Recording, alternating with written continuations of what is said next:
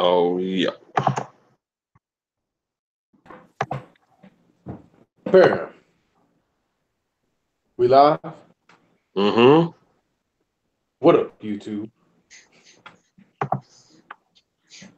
You live on your channel? Yeah, brother. Just give me 1 second. Did you do your intro? You want me to do mine? Nah, Dan, you can go ahead.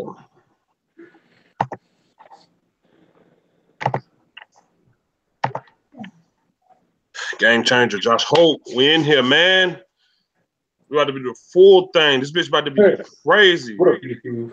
LL coming at you. In this one, you already know what time it is, y'all. Check this out, you guys. Doing a quick collab with DJ Crown J and a bunch of other YouTubers right now. We're gonna be going over the Dez Bryant dilemma. Finally over Friday the 13th. Jerry Jones decided to pull out the butcher knife and cut Dez Bryant today. How do you feel about that, DJ Crown J? I want to start quickly with you. I'm just a humble guest on this panel right now, and I'm only have a short amount of time, but I definitely want to have a quick conversation with you. Man, um, honestly, man, you know, this they did him wrong.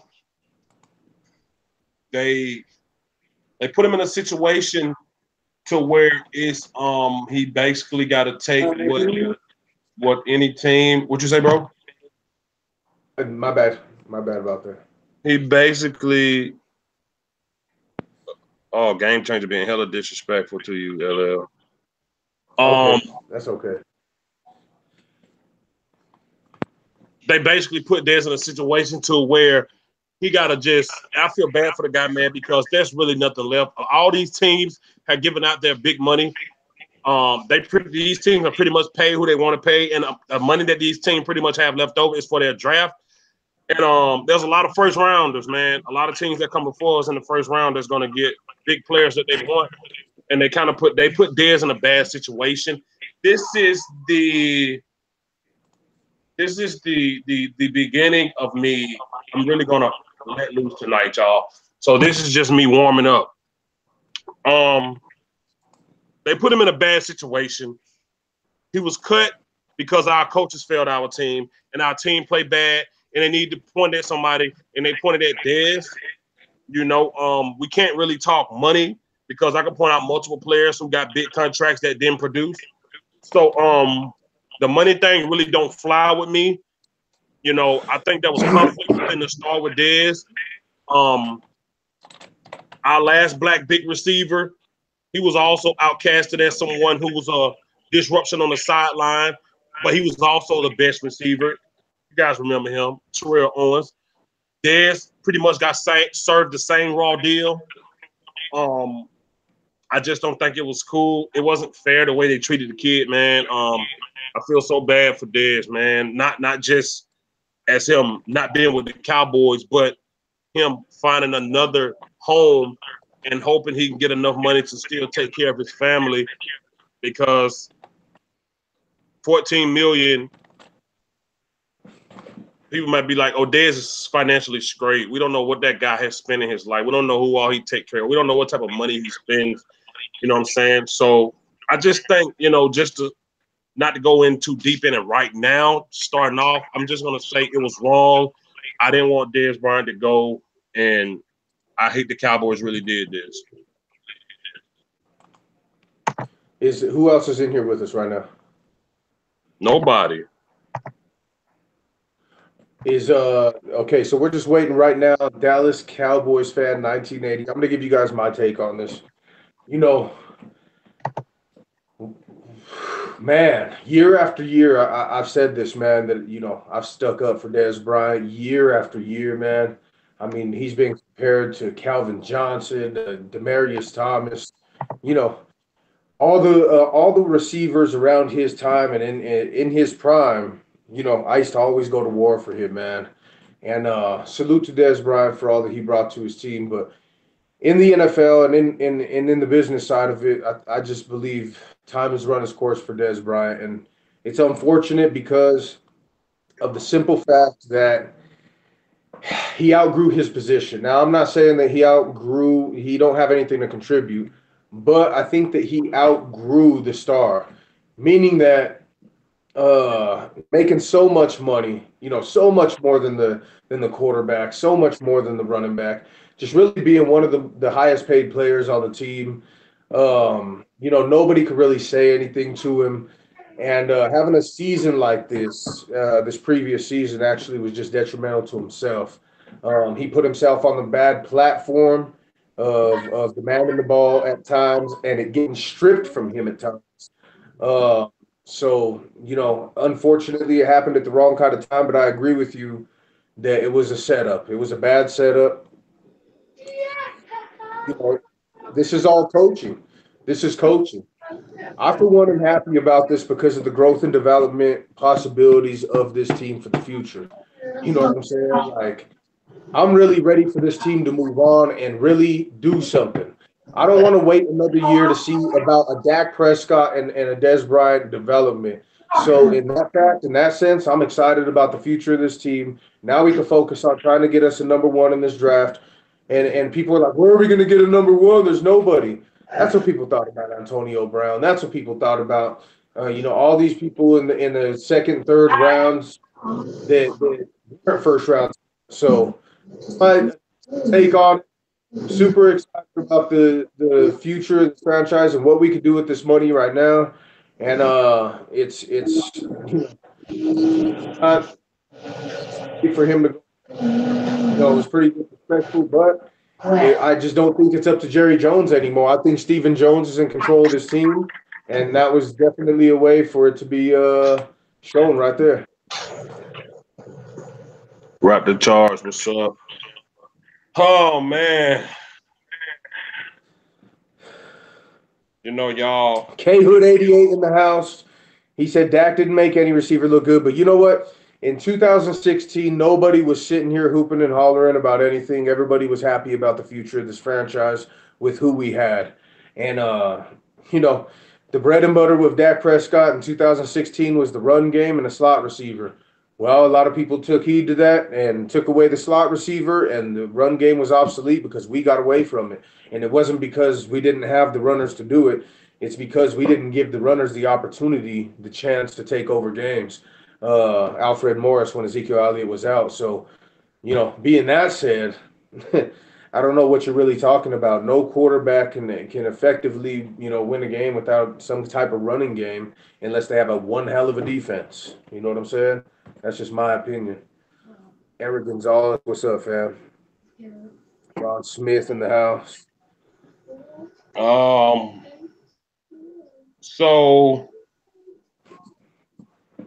So My first of Cowboys all, are crazy. first of all, the Cowboys they put themselves in a fucked up, dumbass situation. If you use your number one pick on a receiver, it's fucking stupid because just like it take quarterbacks time to develop, it also take receive. You talking about putting a new receiver with a third year quarterback whose second year was bad, who had 13 interceptions in his second year, and you want to put a rookie with another basically rookie. That's the Cowboys I'll tell you plan. who else had. I'll tell you who else had 13 interceptions last year. Kirk Cousins.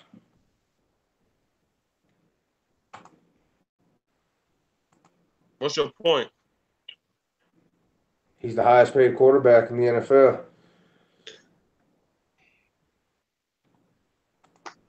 Kirk Cousins that was on the trash Redskins, who we beat every year.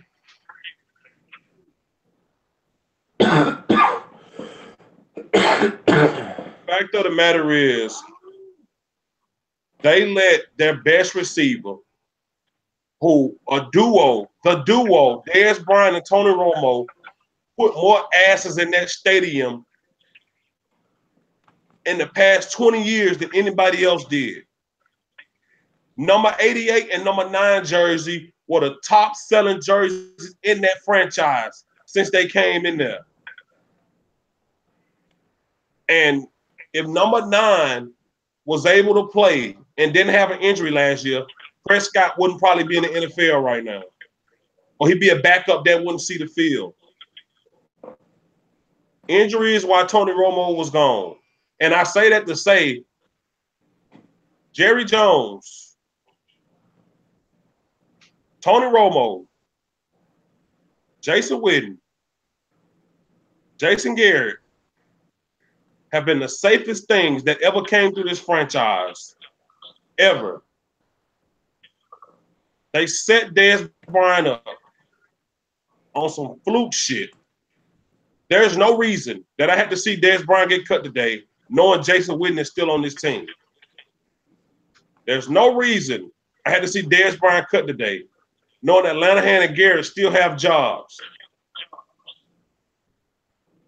I'll agree with that. Witten, with Witten, I really believe Witten's setting himself up to retire and go into the booth. He just restructured his contract, so if he does that, he lets the Cowboys off the hook for all the money. So I don't see him restructuring it for any other reason that, for that. He didn't have to.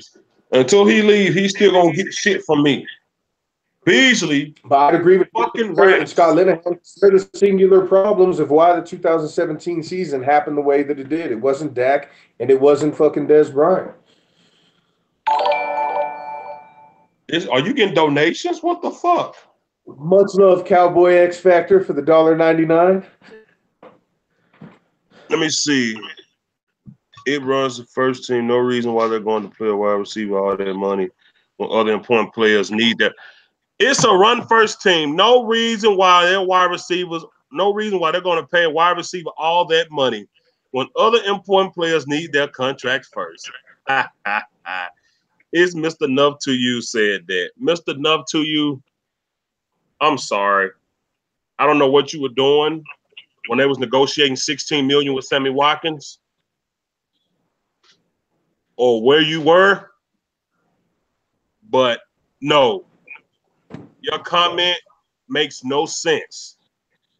Dez base pay this year was 12.5, and he could have made up to 16. They offered Sammy Watkins 16 straight up. What are you talking about? See, now I'm about to turn up. Now I'm going to turn up for real. So y'all got me started. Let me tell y'all something. Let me tell y'all something. I ain't even gonna do it yet. I'm gonna wait. I'm gonna say this, man. I'm gonna say this. Any fan that's happy Dez gone because they think we're going to, they think that was our problem last year, and you don't know motherfucking football. If a fan tell me that they just was ready to move in a different direction, they wanted more young receivers, I can live with that. But for you to say you're happy that Dez gone because you think he was the problem last year and you think him gone is going to solve that whole team, that whole organization problem, then you're fucking crazy. Because the Dallas Cowboy organization the problem is bigger than Dez Bryant. If Skip Bayless says it, it must be true. And I think that's what a lot of misconception is a lot of people don't know football. A lot of people Yo, I'm gonna let y'all in when Cowboy Legend 27 get off. I'm gonna let y'all in. Yeah, man. All I was saying is I agree with that, man, a little bit. I'm definitely excited about this move because I can foresee, like I said earlier in a private conversation, man, we did a little GM, and this is a move that I said I would make early on in the season. And it was a business-sided move. It was, man, a lot of different things. So for me personally, yes, I definitely think that for the growth and development of Dak Prescott, man, like you said it yourself. Dez Bryant and Tony Romo were a great duo. They filled the seats. But Romo's gone, man. Dez Bryant don't have that same quarterback that's going to heave it up there and care if it's a 50-50 ball or not. And that's unfortunate right now. Dallas Cowboy fan, 1980 in the house. I want to get your quick reaction. I got a few more minutes here. I want to get your quick reaction. How do you feel about the Dez Bryant situation today? Dallas Cowboy fan, 1980 in the house. Go ahead, brother. What's up, guys? I'm very sorry to interrupt y'all, man. I promised y'all I was going to get in, and I know it's probably the last minute, but I guess it was a move they had to make.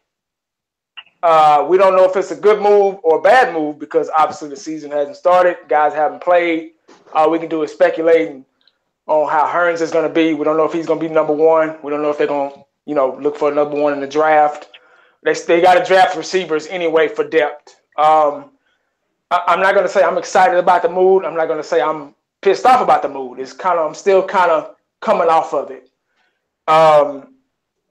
It's a move they had to make because he didn't want to take a pay cut. Now, like I just said in my video, it will be missed, regardless of how you feel about Dez, regardless of if you think Dez is trash or if you think he's lost a step or, don't deserve the money. He will be missed in the locker room and on the field. There are no other guys on that team with the same intensity level as Dez, coming onto the field, getting at that invincible state of mind that you need to play football. Dez was great for this team. He did a lot for this organization. He earned every bit of that raise he got, back in, 13, 14 or whenever.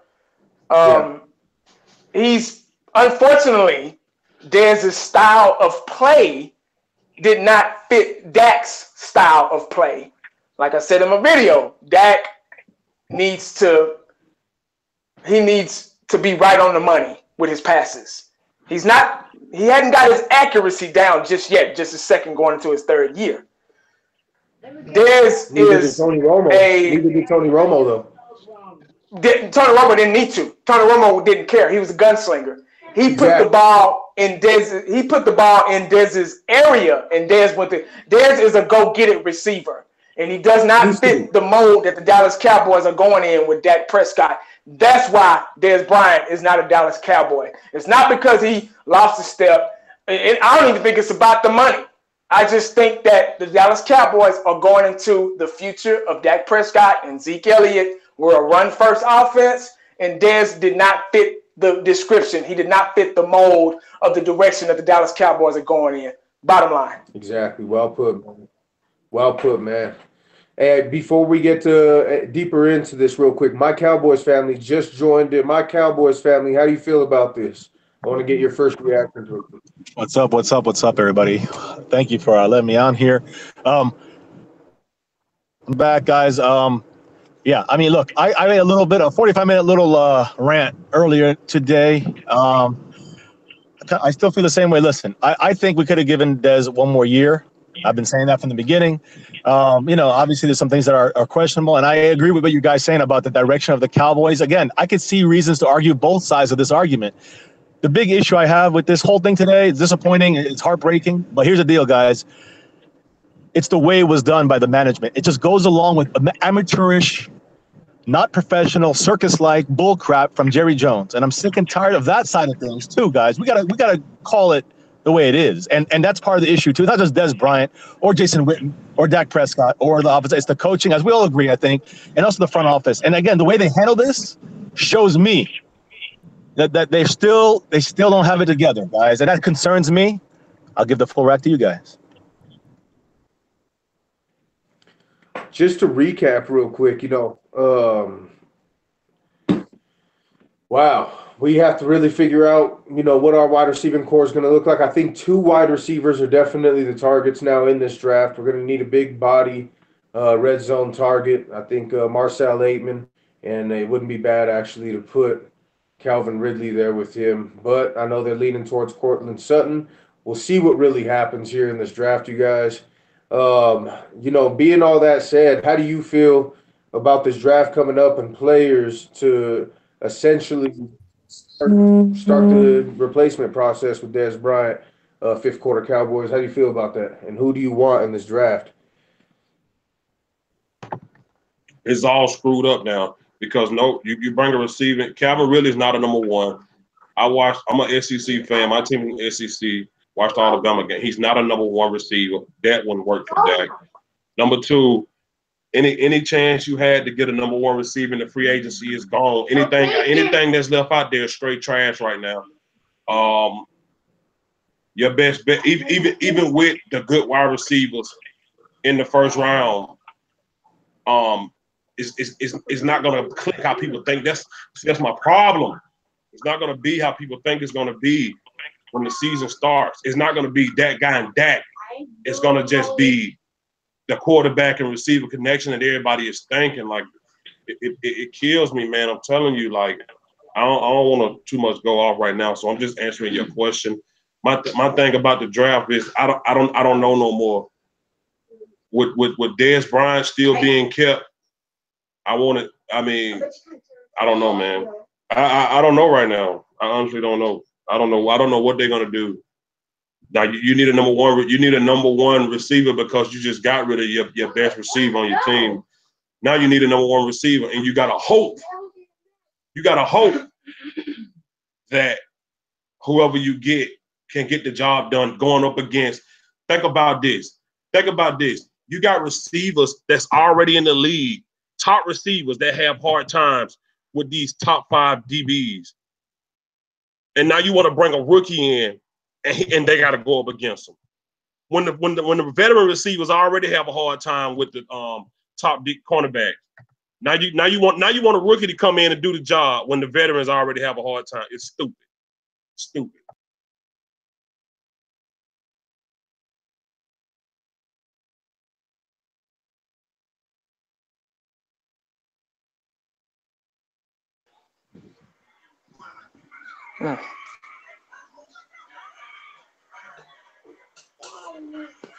Hey guys, I got to run in a minute, but I'll answer this real quick. For the draft, I still say defense, man. I still say defense.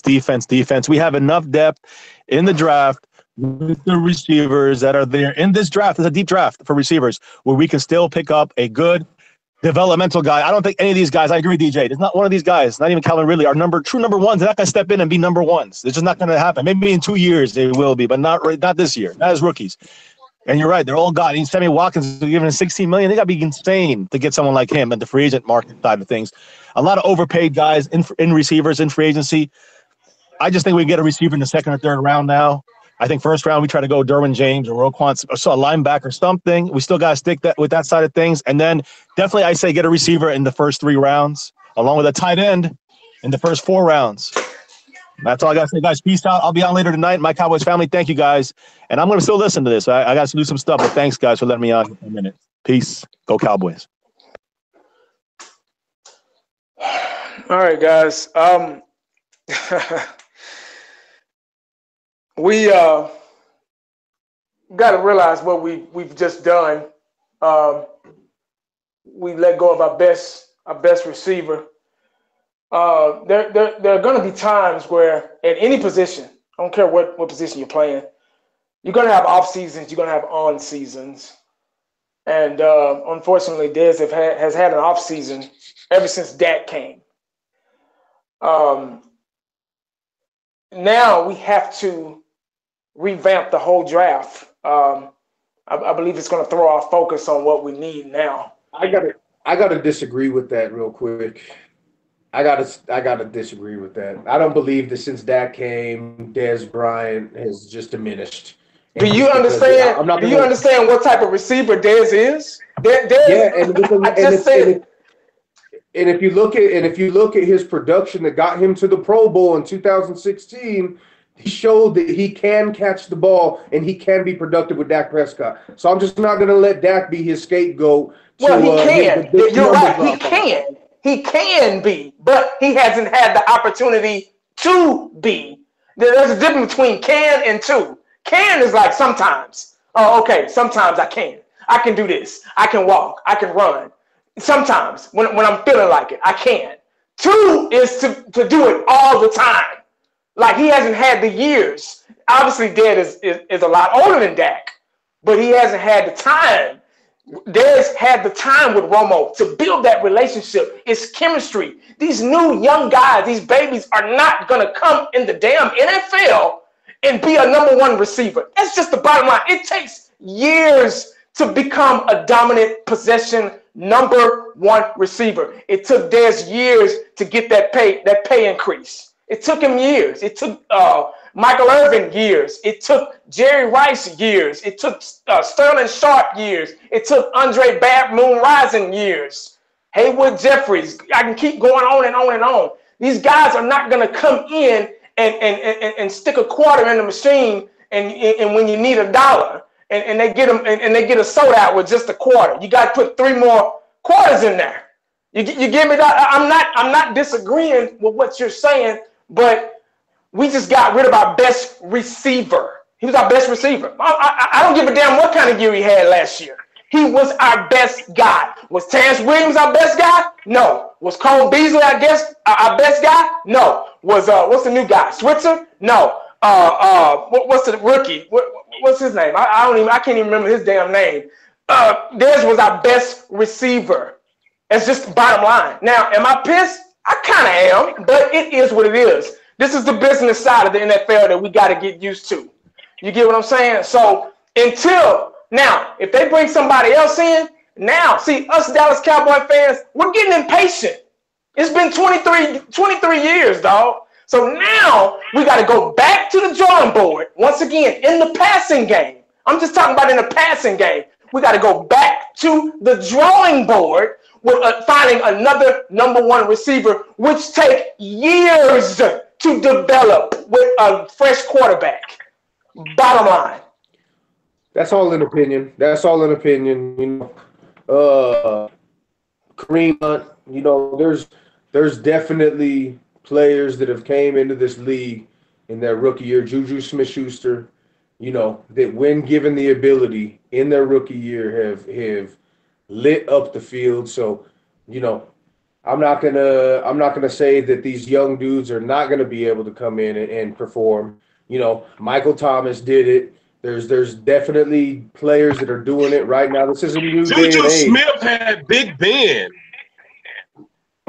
It don't matter. What I'm trying to say, you're sitting here saying it can't be done, and I'm sitting here saying, well, yes, it can.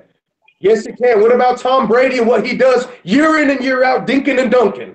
Come on, man. His motherfucking game is slot receivers, tight end. But nobody sitting here talking bad about him because he's got all the championships. Come on, man. Hey, I hope so. I hope you're right. Prove me wrong. I want to be proven wrong. That's the thing. I want to be proven wrong with the Dallas Cowboys, and I want a Super Bowl pretty soon.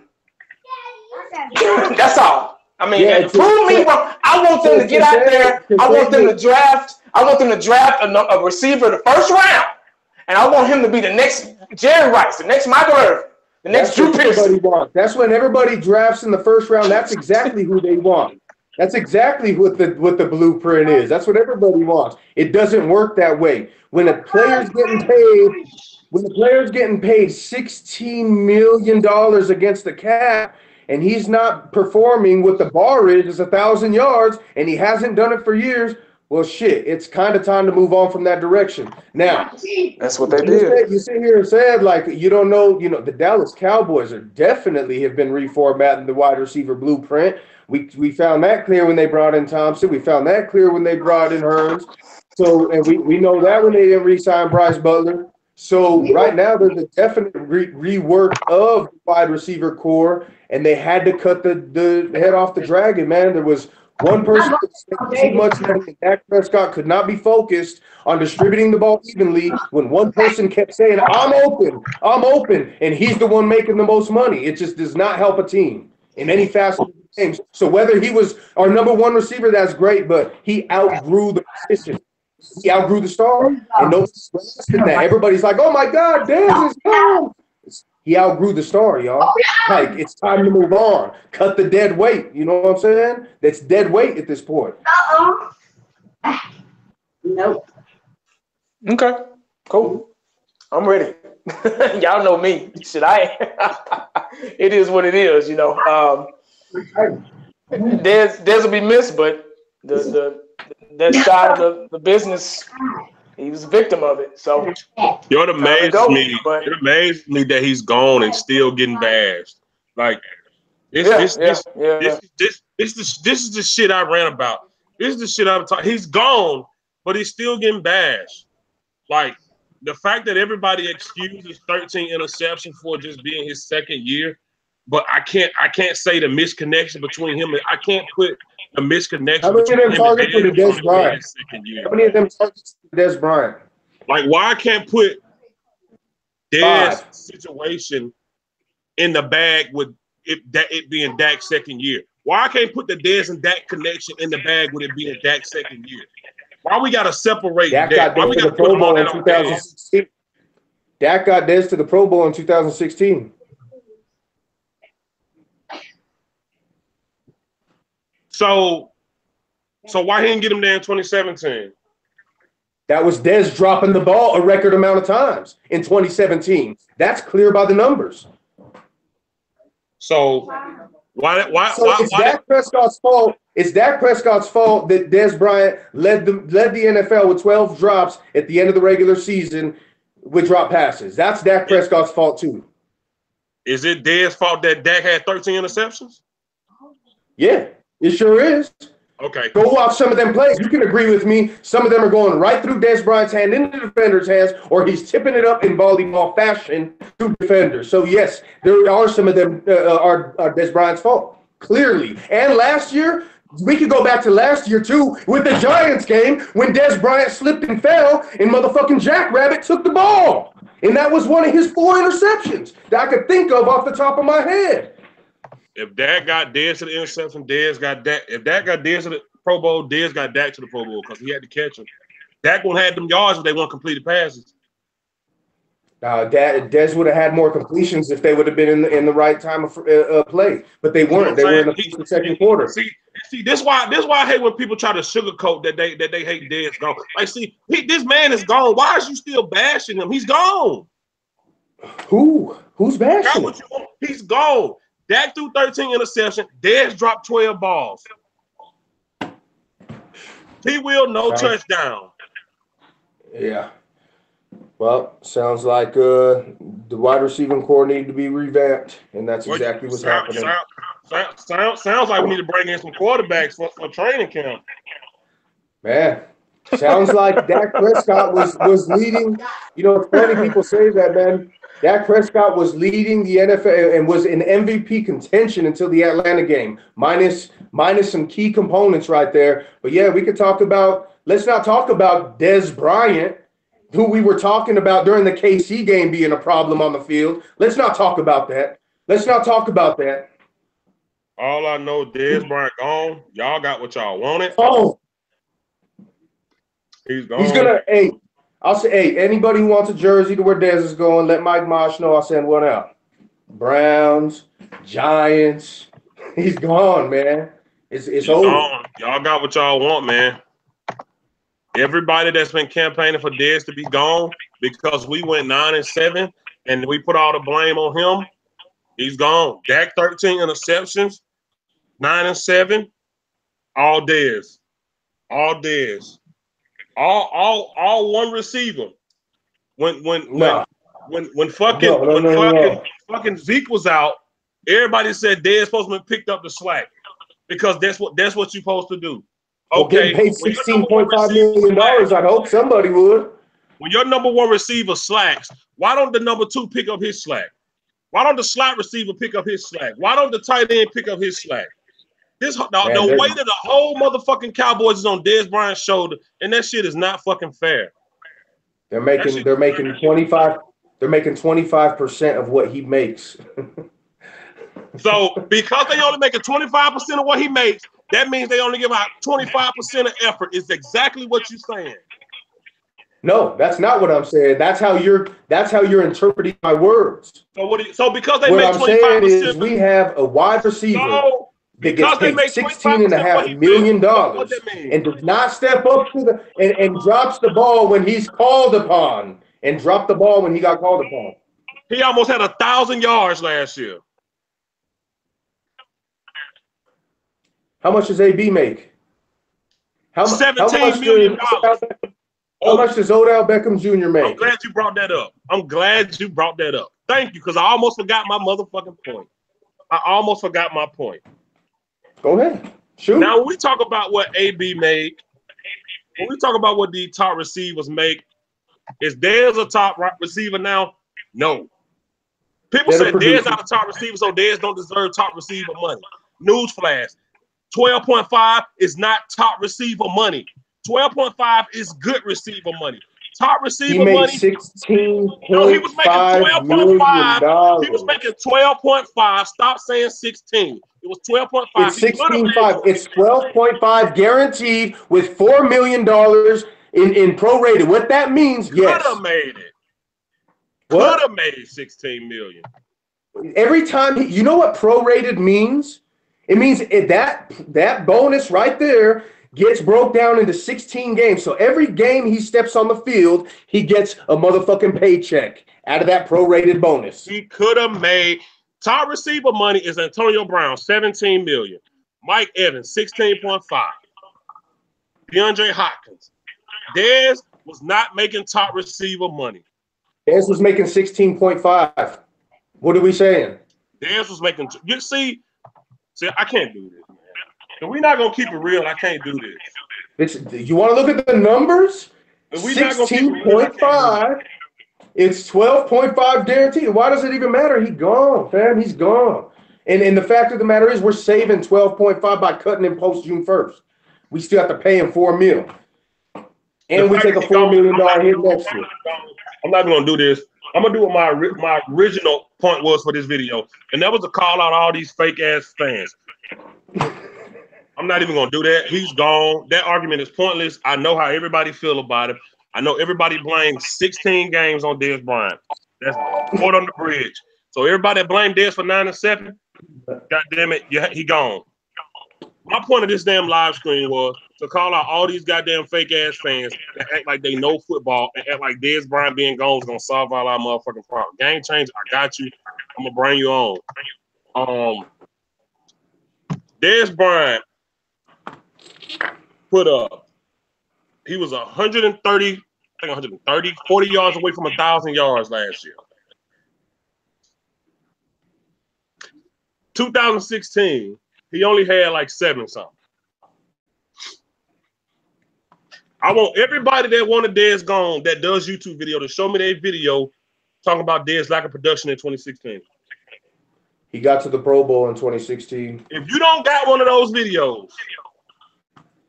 He got to the Pro Bowl because he was hurt, and Dak Prescott gave him his highest yards per attempt in his career in 2016. So that showed us a glimpse of what Dak Prescott and Dez Bryant could do. Got him to the Pro Bowl. That show you a glimpse of what Dak Prescott and Dez Bryant could do when the running game is good and the box is filled up. But when it's not, you get 13 interceptions and 12 drops. That's what happens. So we agree on that. There's no debate on us getting away. The fact of the matter is, Jason Garrett and Scott Linehan are still there. We ain't gonna be able to fucking change that. Fact of the matter is, what the fuck else can we do? We can't do nothing else, man. Play calling's gonna stay the same, if not remotely the same. The motherfucking scheming's gonna stay the same. And Jason Garrett thinks this is his scramble, save him motherfucking self, last motherfucking ditch effort to try to save his job because he knows that the clock is ticking. So there's nothing that me and you could do as fans about the casualties that happen right now. Fact of the matter is, if they would have utilized Dez Bryant in the third and fourth quarters and ran the ball effectively, yes, Dez Bryant would have had a successful year. Yes, he would have been able to create separation in the third and fourth quarters when Ezekiel Elliott and our offensive line imposed their will on the defenses. But the fact of the matter is, we got away from the bread and butter of what makes this team click. And what are we going to do about that? We can't cry over spilled milk. We got to look to the future. Unfortunately, with this team, man, Tony Romo, went last year. You don't think that was the biggest misuse of talent on this team? Top 5 quarterback all time? Come on, man. Yes, top 5 quarterback QBR. Go look it up. If you guys don't understand what that means, you know what I'm saying? QBR, you guys, top of all time. Tony Romo. So don't sit here and give me like misuse of talent. Great. He led our motherfucking team in touchdowns. All-time leader. Salute to him for what he did. Hopefully he has success wherever he goes. Fact of the matter is, it's time to get younger, faster, and stronger at that position. At all positions. I don't disagree with you. We need to get rid of that younger, faster, and stronger ain't gonna help that accuracy. This motherfucker overthrow the ball. He underthrow. He throw the ball at the ground. Nobody was talking about Dak's accuracy in 2016. And nobody the was first half talking about Dez drop balls or in 2016. Yeah, they did. Dez has always had drop balls, so yes, Nobody they did. See, we not gonna keep it real. I don't even know the point of this, man. Nobody talked that in 2016. Dez has had problem with drops for several years now. It's not an overnight thing, man. What he lacks at doing now is going up and grabbing the ball. What Dez did before is he was a great physical receiver going up and plucking the ball out of the air. I haven't seen him do that. I've seen him do it on a rare occasion in the past several years. Yo, I guess I don't understand. I'm different. I don't understand fans. I don't understand. I don't understand how we so quick to throw somebody to the dogs because they had one bad year. We're not talking about one bad year. What about on paper? Dez had one bad year. That was 2015. 2015 wasn't a bad year to you? I said on paper he got one bad year. Last year wasn't a bad year. With the targets versus production, I agree. I disagree with that. 838 he had a lot. 838 yards is not bad.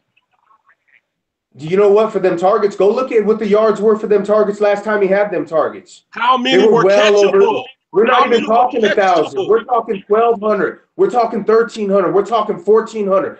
You know what I'm saying? Like, them are the type of seasons he had with them type of targets. Why was the lack of production there now? Because of the wild throws, or was it because we had a new quarterback? Because of the drops? Was it because of the drop passes? We got a new quarterback whose accuracy is shit. Would he have had over 1,000 yards if he wouldn't have dropped all them passes? How many were catchable? Uncatchable. How many were catchable? All 12 deemed catchable by the NFL. I thought it was way more than 12. Yo, this is what I'm talking about right here. Dak Prescott gets no blame for 9-7. That shit, the quarterback, the head honcho. I never said that. Dak Prescott's not the one getting cut. We're on here talking about Dez Bryant and him getting cut. Is Dak Prescott to blame for 9-7? Does he take blame for 9-7? Who? Dak Prescott, 100%. He'll get up there and say to you that I needed to do more. No. In your eyes. Yeah, no, he says it literal, figuratively, and literally. In your eyes. I'm asking you. Did what? Does Dak get some blame for 9-7? Yeah, he gets blamed. The whole team gets blamed. But I'm not going to take away. No, this coaching staff is the first to blame. But everybody misconstrues my words just because I say, hey, it's best that the team, for the team that we get rid of Dez. Now it's let's crucify LL. You know what? Business standpoint, antic standpoint, there's so many standpoints we could look at that from a football, when you're watching football and you know what your team is supposed to look like, a championship team looks like, man, with Dez on this team, it just didn't look like a championship team with everything that moving in that direction, in my opinion. You can differ. Everybody can think that he was the savior to this team. But the last time that he brought us 1,400 yards, where did it take us into the playoffs? Where did it take us? How many championships do we have from all that production from him? This team is not based around running or about passing the ball to Dez. It's based about running the fucking football and utilizing our offensive line. And that's the reason why it's over. Like, so if it was based on running the football, then why was Dez Bryant such a problem? Because our team did not utilize Dez Bryant in our scheme the right way. We go right back to that. Coaching, scheme, play calling.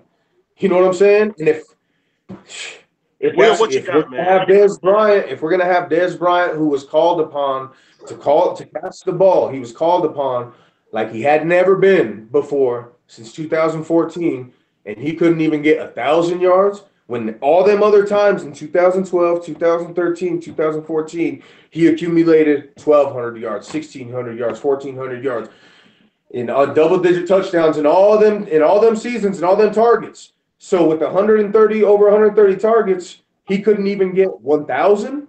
Yeah, that's a big drop off and a big disappointment. And when they relied on him, which he was making the second most on our team, yeah, behind Tyron Smith, then yeah, it's a problem.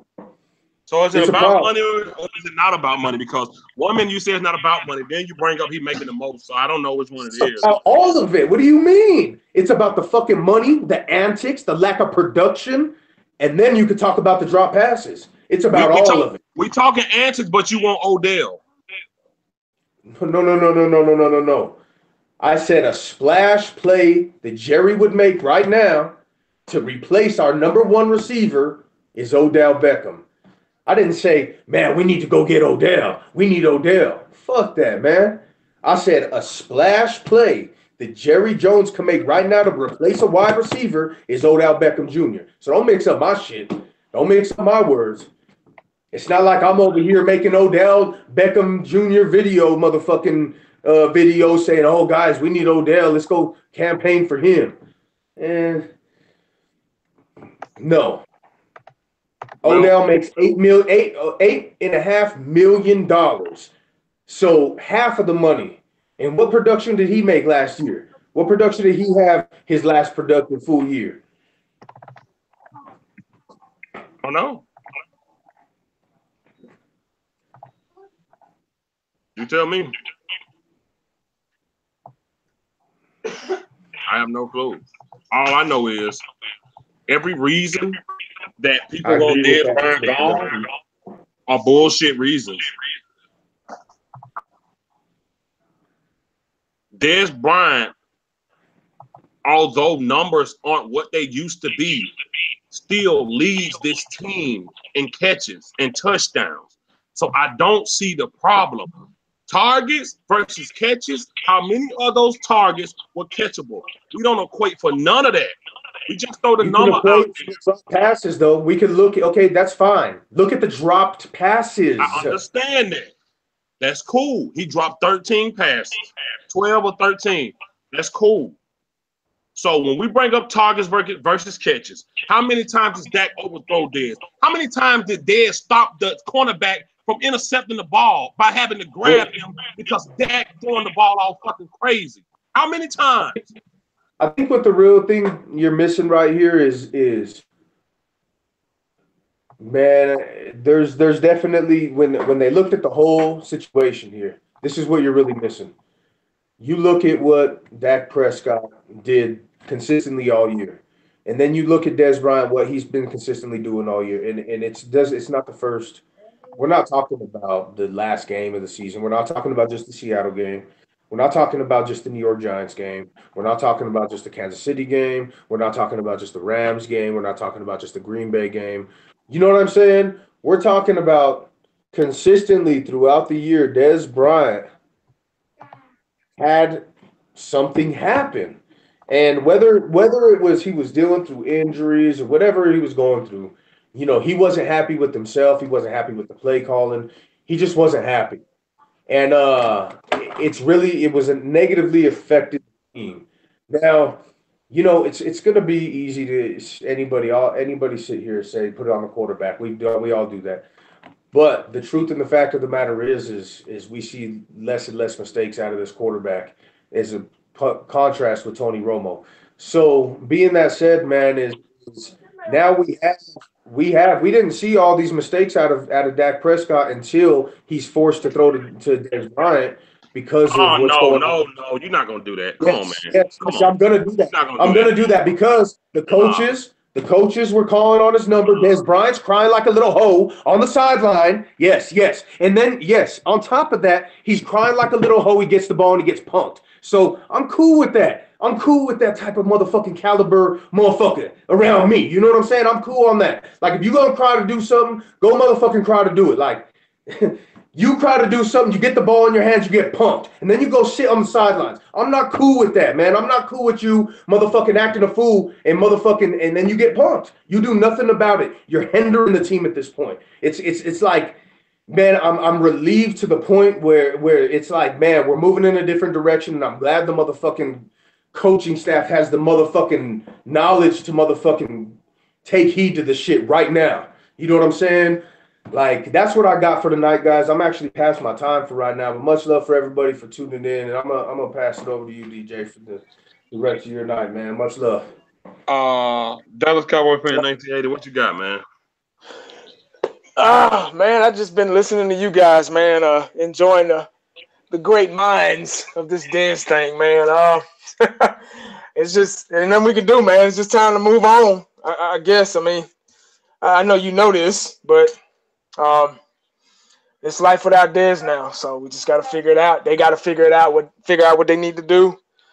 We got to start from scratch from this wide receiver position. It's gonna be an interesting season, like, for real. It's just I don't know. Yeah, my thing is, dude, I just hate that that we tend to put a whole season on this one guy, man, when our whole coaching staff failed us, man. Like, it just that what bothers me. You know, in game change, you can still come on, man.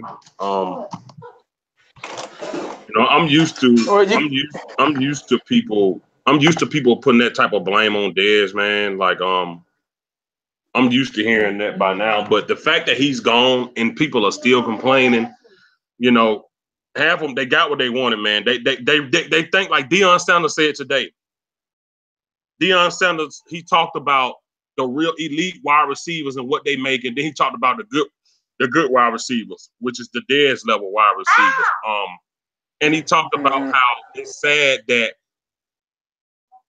owners can tell you they're going to pay you this much over 3 years, but then decide they don't want to. He said, but if a player gets a guaranteed contract for 3 years, but then decide he wants more money, or then he's the bad guy. Yeah. Like, Deion Sanders made a good point about Dez today. He said it's not going to be as they think it is to replace Dez Bryant. He said they think it's going to be easy.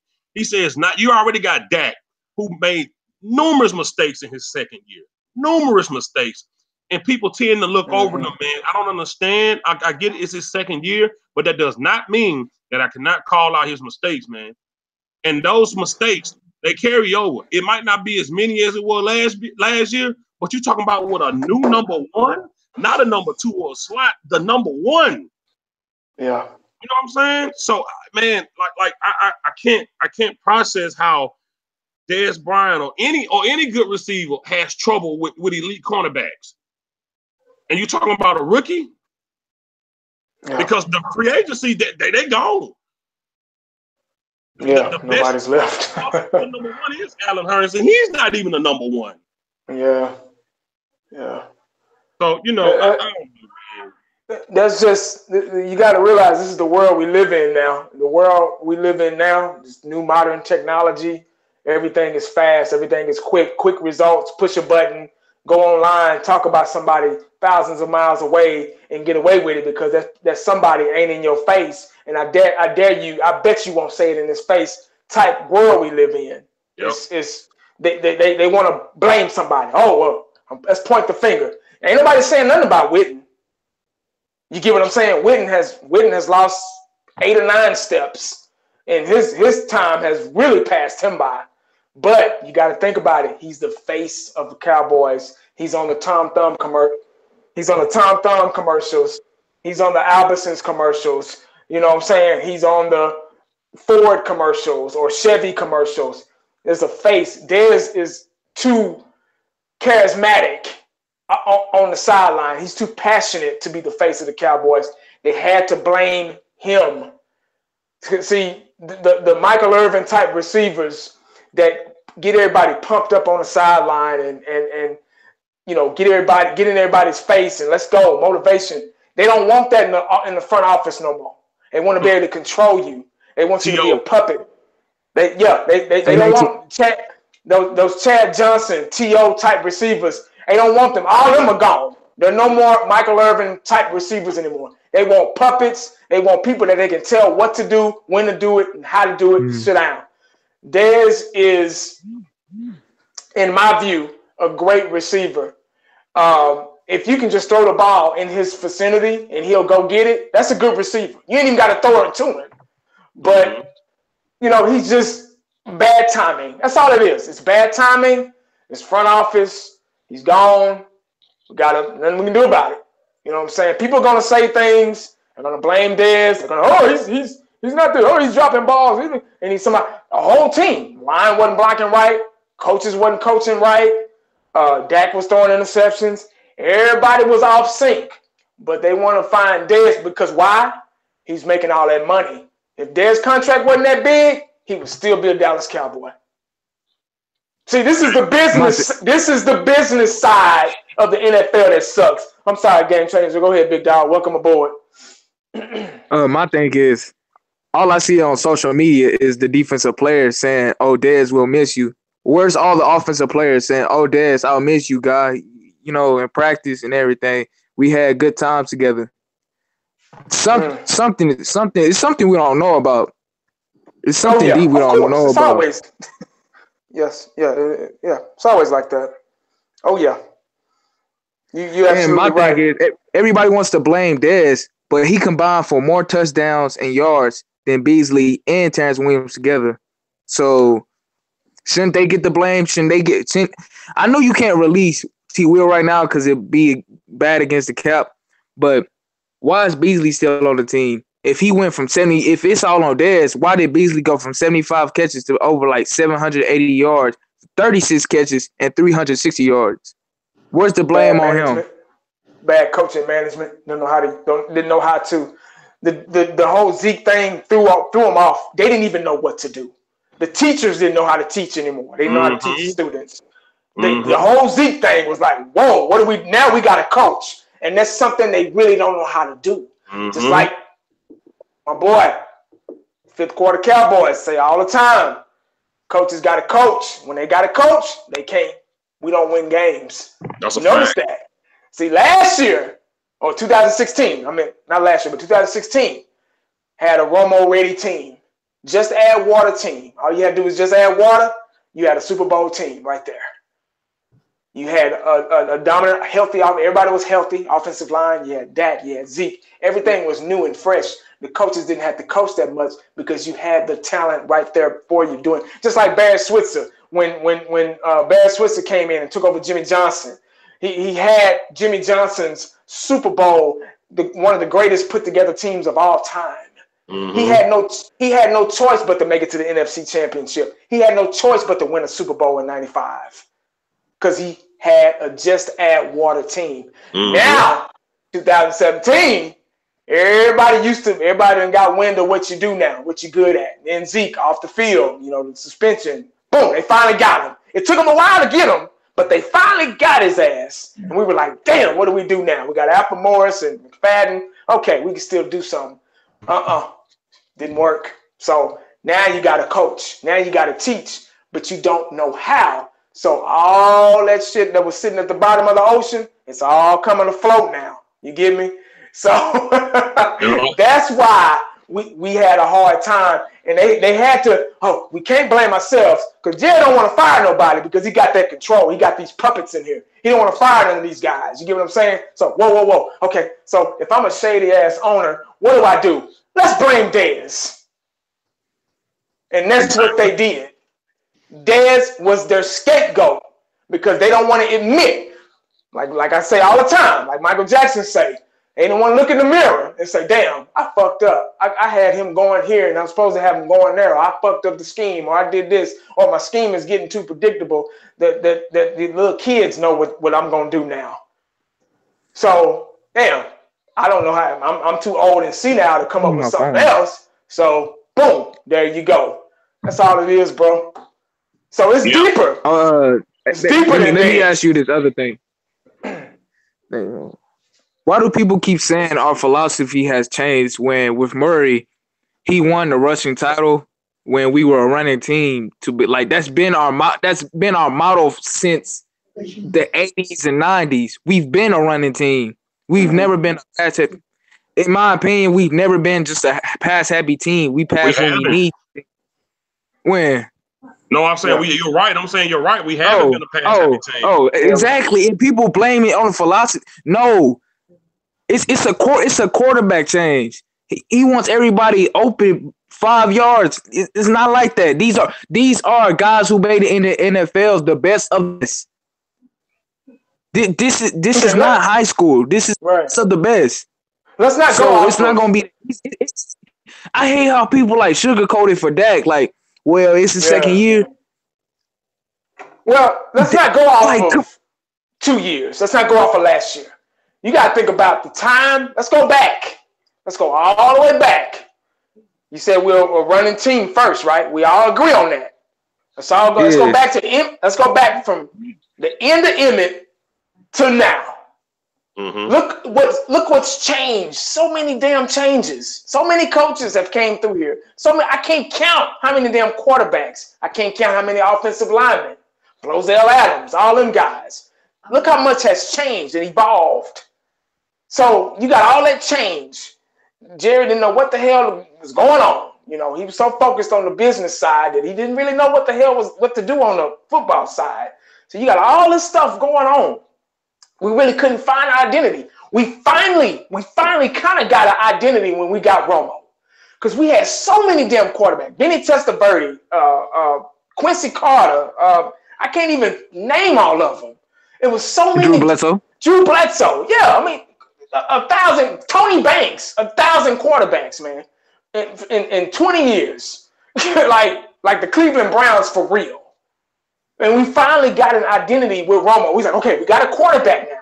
And that's when things kind of start falling into place. We got a quarterback, and we start getting offensive linemen, and we start getting Miles Austin and Patrick Creighton and all these guys, even Sam Hurd. We started getting some pretty good receivers, and we got DeMarco Murray, and we got some pretty good defensive guys. You know, we were starting to kind of really look like a football team because for a minute there, we didn't look like a football team at all. We were just, I don't know what the hell we were. Then we got DeMarcus Ware, and you know, we kind of got in a groove, and then we got Dak and Zeke, and we were like, oh shit, it came out of nowhere. Nobody expected that. I don't even think the front office didn't even expect them to be that good. He was like, oh, we'll put Dak in here for a little bit, then Romo will be back. Dak came in there, boom, boom, boom, boom, boom. It was like, oh yeah, let me say this. Let me say this. Right. Like, what's going on with the chemistry? Because in the preseason, they look unstoppable, beastly. But when it comes to the regular season, just look disastrous. Over his head, you know, just slug. Like Dak feet just look slug. When he's in the preseason, I don't see the same foot placement like I see in the regular season. Because his foot placement in the regular season, I see sluggish, very slow. He drops back slow. His reads are slow. He stare down receivers sometimes. It's just, I don't know. Yeah, it's coaching and it's obviously in the preseason they're not out there that long, maybe a quarter, maybe a couple of downs or whatever. Last year we were kind of put on blast because of everything that was going on. So you were able to point out those things. Dak had those problems in 2016. Yep. You didn't see them. You didn't see the cake. The cake on the outside looks good, but it's nasty as hell when you bite into it. You didn't see it because you had the running game. You had Donald Leary. You had Doug Free. You had the best offensive line in football. And that goes to show you how important an offensive line is. It hides everything else because you dominate a game. You make a game so simple. If all I could do for you, if all I can do to you, we were playing one-on-one, and all I could do was go to the left, and you couldn't stop me. I do it all the time. You couldn't stop me. I'm going to the left. I'm going to keep going that way until you figure out a way to stop me. You get what I'm saying? So all these mistakes and Dak's footwork and accuracy and T. Williams' hands and can't catch with his hands and, You know, I never thought he could catch. I'm sorry. I never thought. I don't know who thought he could catch. I never thought that in my life. Ever since I seen T. Will. All that came afloat. It came afloat. It was exposed. So we got to figure out. That's why I said we starting from the drawing board, dog. Like for real. Let me say this, man. 2014, 12-4 made the playoffs. DeMarco Murray, Lee Russia, Dez Bryant, 16 touchdown equals Jason Garrett, Lanahan didn't have to coach shit. Simple as that. That would happen in 2014. 2015, we got lazy because we thought it was going to happen again. Your star, 16 touchdown, 1,400-yard receiver got hurt. Your star quarterback who got that wide receiver 16 touchdowns got hurt. Week 2. Romo, horrible death, poor coaching, 4-12. Okay, 2016 come around. You get a team with a brutal offensive line already. You got young Zeke, who's a beast, coming in the NFL. Rare that players come in a beast already. It's rare. You got Beasley, who figured out something, who figured out how to manipulate the slot and was good at it. And you got Dez Bryant back, who's getting doubled, which will leave more room for Beasley to do his thing, and T. Will. You got Dak. You got the defense filling up the box because they scared of Zeke. Still leading Russia. So you got trouble on your hand. Any team. Another year, Jason Garrett, Lanahan didn't have to coach. 2017 come around. Zeke gone 6 games. Your best left tackle hurt. Offensive line compromised. Running back position, Alfred Morris means nothing. You got to coach again. Horrible depth again. 9-7. And people think Dez Bryant was really the problem. No. It's doing a terrible job in free agency. Our coaches are terrible. They're not good. Their football IQ is horrible. They can't coach. Dez Bryant was not the problem. Scheme was one of the problems. Tyron Smith was another problem. They didn't have to fill up the box. Ain't nobody afraid of Alfred Morris. Hell, exactly. Smith was because he rode the bench for so long. They wasn't afraid of nothing. They just said, let's make sure this little short, curly-haired white boy don't do what he did last year. Dez Bryant, he's not a threat. Dak can't put the ball up like Romo did to him. Dak standing there in the pocket because he like to throw the ball to you when you're open instead of trying to throw you open, which I don't blame him for because he's a second-year receiver. Second-year quarterback. I take that back to the coaches in developing a quarterback because coming off 13-3, we should have had a good QB coach that developed Dak way more. They should have noticed the problem like Cowboy fan 1980 said. Dak had these problems in 2016. But we were such on the high horse off 13-3 that they thought, I don't know what they thought. Maybe they thought the problem was going to go away. They didn't do no all-season one-on-one training with Dak like real quarterback coaches do that developing a rookie going in his second year. They didn't do nothing. Dak and Zeke and Dez, they all hung out last year because they all had the high horse, thought they was coming into 2017 and going to cruise like they did in 2016. It didn't happen. What happened was Zeke got suspended. Tyron Smith got hurt. The Cowboys realized they didn't develop Dak. They thought Dez was more human than he really is and wanted him to just reach all over the field and grab any ball and throw at him. So when people throw out targets versus actual catches, well, how many of those targets was actually catchable? And you're going to say 13 interceptions was Dez? Come on, man. I saw Dak throw pick sixes when no receiver was even standing there. He threw a pick six all over Zeke's head. And people still made excuses for that, saying why Dez Bryant didn't move. Hell, man, he ain't Superman. He ain't the Flash. He's only a receiver. And my point again, man, people say I hate how people keep saying Dez had the most drops in the NFL when he only had 6 drops the whole season. Marquise Lee led the league in drops, and people keep saying he had 12 drops. Most of those drops came from passes defended. Look how many passes defenders he had. Like, come on, dog. Like, I try not to blame Dak. I don't want to be a Dak hater, but like he makes it hard sometimes when he can't place the ball where it needs to be. Sometimes, you know what I'm saying? And people like, he had to, and then people always talk about how, and then people try to talk about how when is the last time Dez had a 100-yard game? He had it when it mattered in the playoffs. Brought us back emotionally, everything. He's the And emotional we leader, still and lost. in the yeah, in the thing that hunts me, bro, is like this really hurt Dez. You know, when you get hurt, you want vengeance. I think he's really gonna like play his heart out against us and show fans you don't know what you lost until it's gone. And if he shows us, I'm sorry. I just don't know about this season. You know what I'm saying? Cowtown, Because I 55 think million. 55 million next year.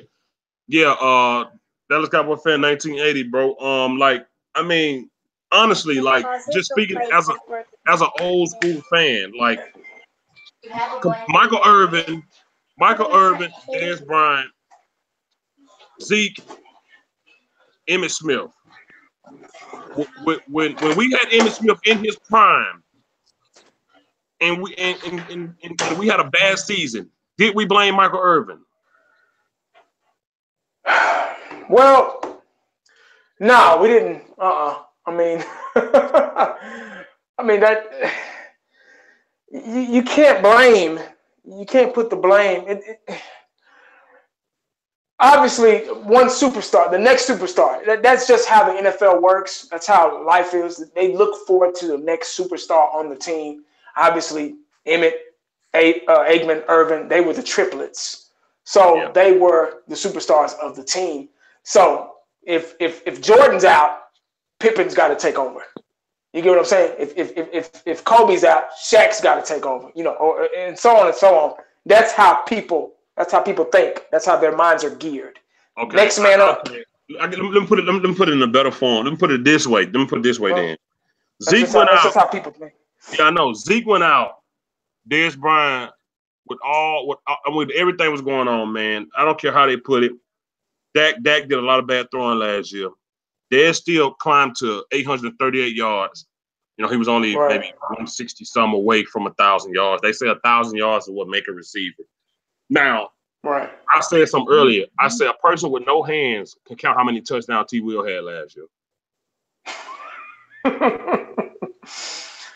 Now, when you're not spreading.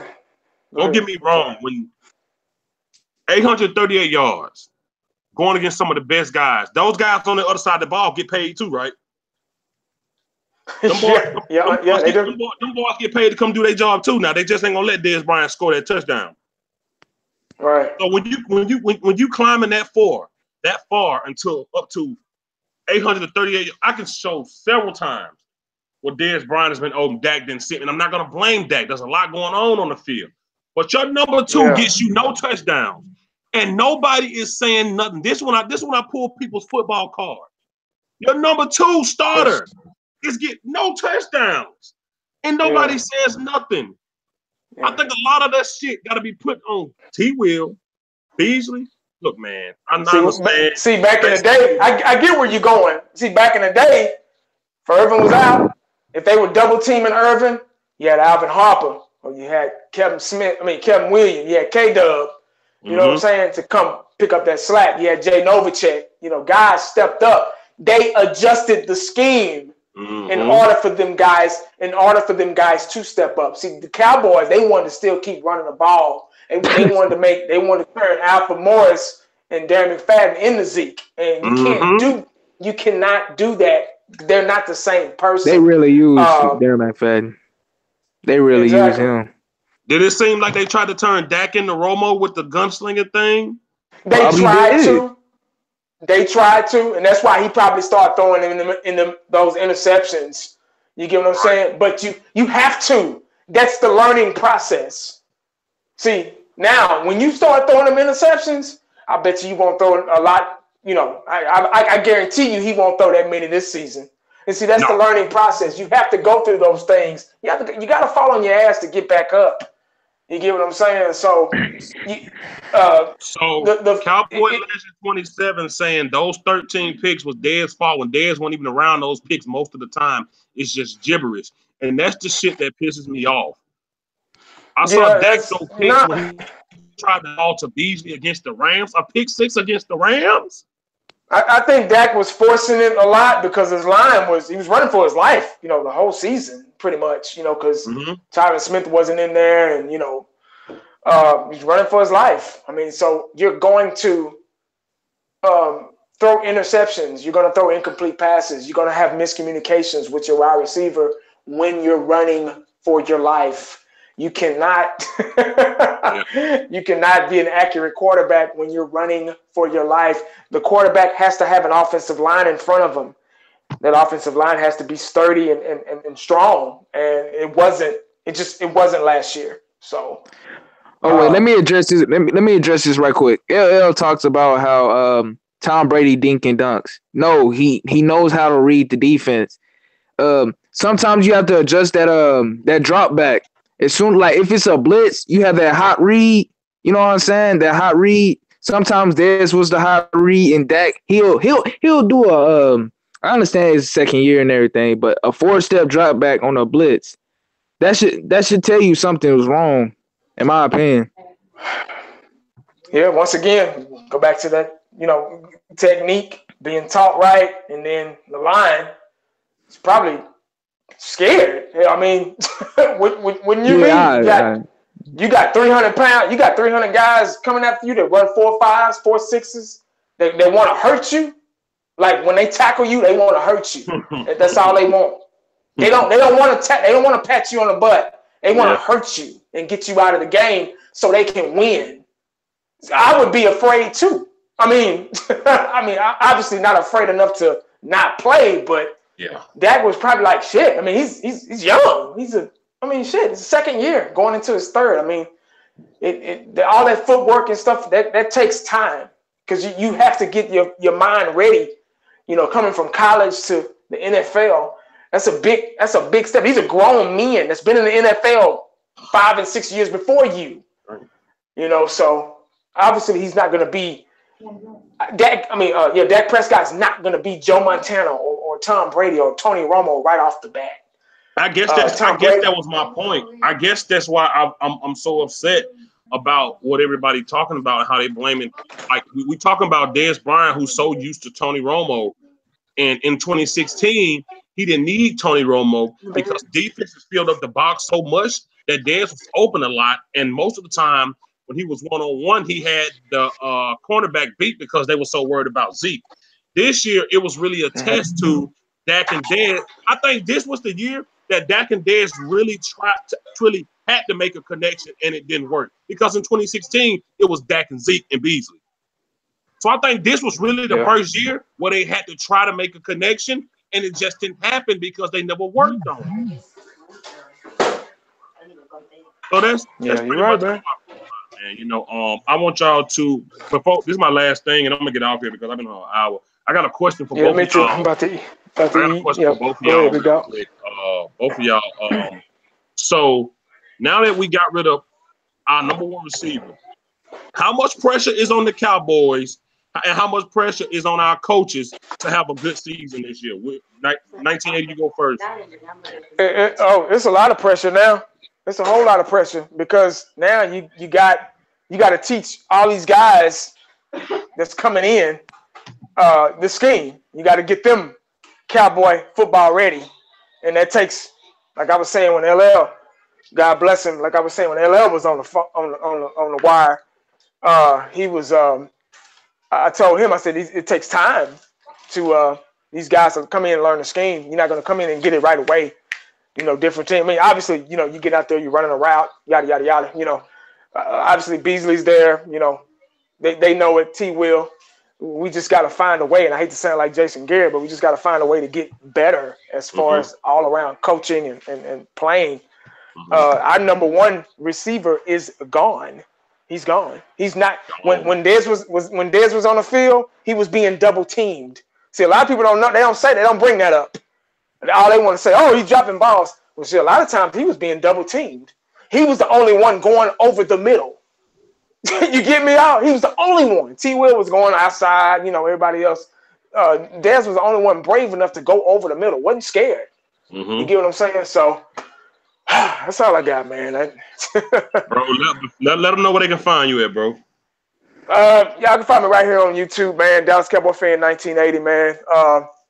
Good stuff, man. We got a round table tomorrow. It'll probably be about the same thing. But hey, man, Got some good guys on here, man. They know what they're talking about. They keep their ears to the ground. So if y'all haven't subscribed, make sure y'all get to them, man. Hey, man, make sure you stay cowboyed up because you never know what the day is gonna bring you, bro. I'm out. Thank you, man. Game changer. How much pressure is on the organization and the coaches specifically for getting rid of our number one and using him as a scapegoat? How much pressure is on them this year? Man, it's a lot, man. Because most people, they say Hearns is Dez's replacement when Hearns only had 1K yards in one of his seasons of his career. And people keep talking about bringing really Sutton, Moore. How long did it take Sutton to have a 1K yard season in his college career? And really, he's not that. We need a big physical receiver. Hearns is not that big physical receiver. Like, really, he can take the top off the defense, but he's only 180 pounds. What is he gonna do? It takes development. Like, everybody has to develop, everybody has to learn. Don't get me wrong, but still, you expect your third-year quarterback still on his rookie contract to make these young guys look like Dez, your former number one receiver. That's not going to happen. Is T. Will going? My question is T. Will still going? Is he going to step up? Is he going to step up? Is Beasley going to step up? T. Will, man. Yo, I got a couple more minutes. Anybody else in the chat want to hop on here real quick? If not, I'll close out. But if you do, I'll let y'all on. You know, I don't care. I'll let anybody on, man. But yeah, I'm with you, man. Like, I just can't believe that they put all the day. You know, LL, man, that's my boy, man. But you know, you should have let me in here, bro, when he was still on here. I would have got on that ass, man, for real. That nigga was talking bullshit. Man. Yeah, me and him go at it off YouTube. We go at it every day about this shit. You know what I'm saying? He's such sold on Dak, man. Dak played like shit last year. I don't give a fuck what nobody say, man. You know, man, he played like shit. It was terrible, man. This man threw the ball over Zeke's head for a pick six. Exactly, bro. People don't want to talk about that, but they want to talk about that fumble. He threw it over his running back head who was 7 yards away from him. How you over? Man. Yo. Hey, man. And another thing, people talk about that the interception that hit Dez's fingers when the ball was thrown behind on like an option route. Like, why is it even behind him in the first place? Why is behind him? And you know what they say? Oh, that's still catchable. He's supposed to catch that. It's supposed to be in front of him. Exactly, man. This is my point, bro. Like, people don't understand it. I love Dak, but like, damn, man. Like, you gotta stop. Like, none of these people were saying this when they was riding Dez's wave when he had 1K yards. And now all of a sudden they coming up with accusations. We couldn't do 16.5 because we need the money. They was finna give Sammy Watkins 16. Don't talk the fucking money. And then they try to come up with these accusations. Dez can't run routes. He's slow. When has he ever been a burner? When has he ever been known for route running? Give me a year where Dez Bryant and running routes was in the same sentence. Show me a year. You can't show me because it never mattered. Exactly. It never mattered. You know what I'm saying? And Dak talking about last season he was working on his legs. You must have just been powerlifting, nigga. I didn't see you do nothing. I didn't see you do nothing but slug your feet back and forth. And I like how you see that Okoye video where he was compared to Deshaun Watson and Dak. Deshaun is more polished. Deshaun is more polished. Stands tall in the pocket. He looks more like a seasoned veteran than Dak. I'm sorry. He looked better than Dak last year before he got hurt. That's the hardcore truth. I'm pulling it up right now. I'm gonna watch this shit soon as we get off here. Like, bro, like, and I be telling bro LL, like, man, like, y'all the reason, like y'all talk about Jason Garrett holds no one accountable. Y'all sitting up here and making excuses for Dak throwing fucking 13 interceptions. He hesitate, then throw the ball to Beasley with a pick six to the Rams. You know how many times Dez Bryant stopped the interception? You know how many times he had to grab the cornerback so they wouldn't catch the interception because Dak threw it behind him? Exactly. Like trash footwork last year. It was trash. And catching is all about confidence. Like, if you ask anybody, like any football player, if you play football, it's all about confidence. Confidence is key to anything. you can play through a slump, but like the confidence, like if not mentally there, I don't think that Dez was mentally there. Dak and Dez wasn't mentally there. But early in I don't know, man. We gotta get this stuff together, man. I can't believe they really released him though. Like that's my thing. No pay cut, no nothing. Cause I actually thought I was very confident. I was like, they not finna cut him. That would be the dumbest thing. I don't go I think Dak had some input on Dez getting cut. You know the light skins be hating on them dark skins, bro. They be hating on those brothers. Yeah, like input. You know, I got this interview up right now where they saying Dez Bryant said he think it was Garrett guys that got him out of there. Yeah, that's what he said. I read whole thing. People still talking shit about him, bro. Still talking shit about his name. That's like that shit done. Like, bro, he's gone. Y'all got what y'all wanted. Y'all still trashing the man. They say he's not mature. He said you're trashing the organization. The fuck y'all just do? Y'all just cut this man when it was too late. Instead of cutting him when the free agency was really popping to give him a chance. They did that shit so he couldn't go to no big team and shine on their ass.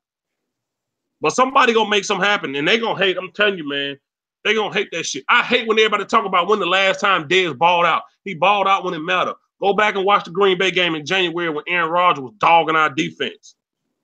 Go back and watch Dez Bryant get 2 touchdowns on him, and nobody else helped him win that game. Why couldn't Zeke make another touchdown to put us over the board? Why we didn't win? Dez had 2 touchdowns. And then LL did right OBJ. Well, OBJ ain't did shit in the playoffs. He had one playoff experience, didn't do shit. Dropped goddamn 5 balls, bro. OBJ. He said he didn't, but he did. He want OBJ. He want him. And they talk about distractions on the sideline. Ooh, don't get me started on that. This motherfucker on the sideline kicking the fucking kicker's neck. And it hit him in his fucking head. Show me Dez Bryant ever throwing anything on the sideline. OBJ crying on the sideline. Like, come on, man. And then people don't want to talk about it. AD kicking a water cooler, bro. Like, come on, dog. You don't want to talk about that, but you want to talk about Dez showing passion, emotion about who hates losing. I hate losing. Nobody likes losing. Yeah, man. Like that's and then another thing, and then everybody talk about Dez drops. How many drops did Julio have in the end zone? How many blame drops did he have?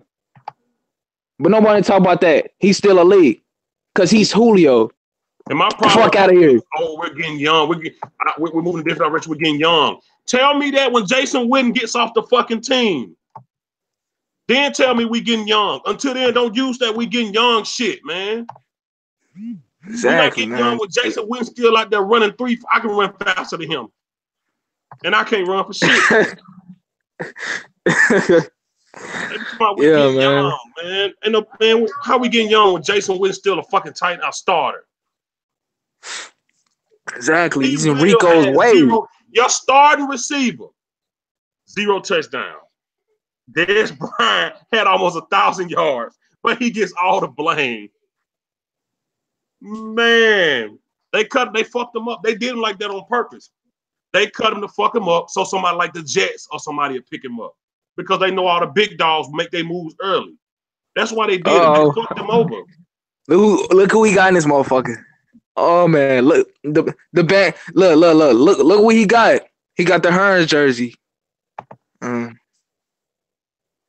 Don't get roasted. Don't get roasted, Michael, because I got a list of things. Because I already know the type of shit you gonna come with. Look at this. Look at this Cowboy fan. Look, he got a Hearns. The man ain't played one fucking game. Don't sit quiet, motherfucker. You in here? What you got? Come on. What's going on, you guys? Dallas Cowboy football news. Hey, y'all see that video I just dropped? We in here. Hey, let's talk about this for a second, man. Let's talk about this. About a month and a half ago, maybe 2 months ago, I made a video about, maybe the Brandon Carr effect will go along with Dez Bryant, right? But Jerry Jones, and Dez Bryant said it himself, Jerry Jones was outnumbered in here.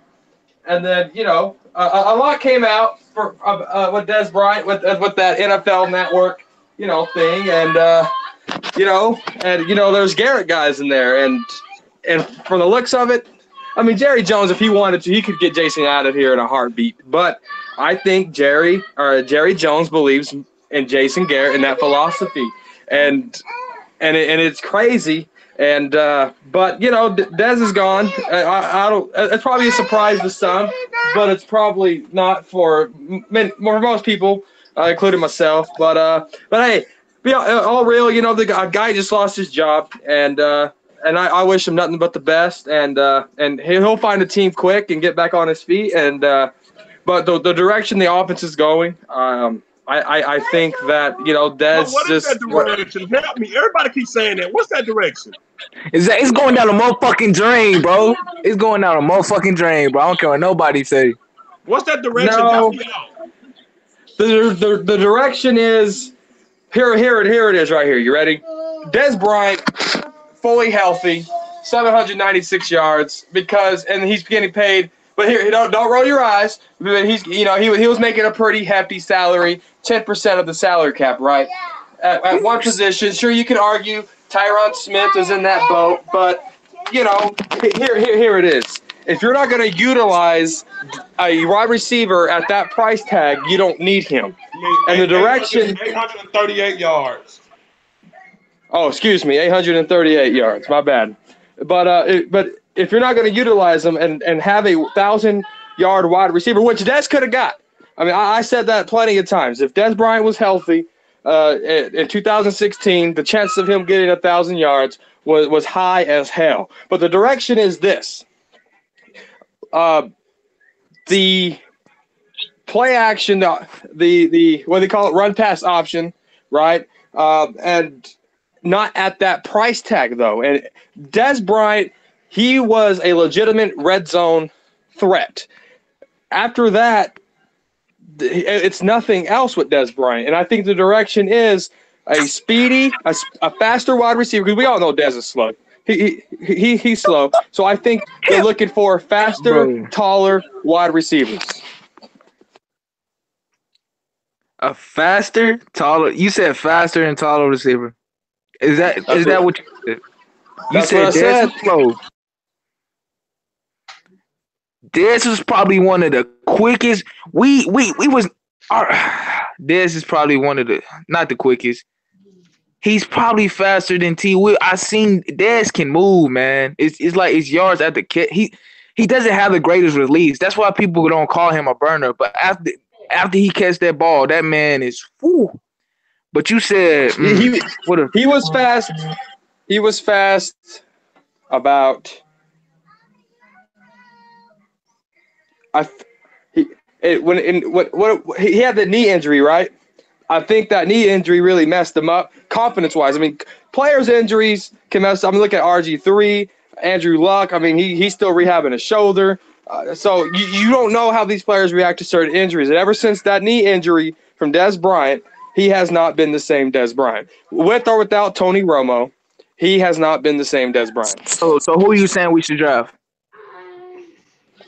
Oh, man, I'm not. A lot of people are saying Calvin Ridley. I'm not about Calvin Ridley. Oh. I like DJ Moore. I like Christian Kirk.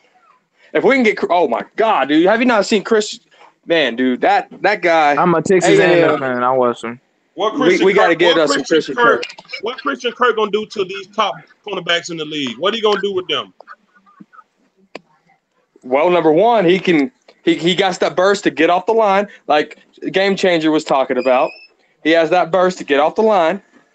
He has fantastic catch radius. Fantastic catch radius.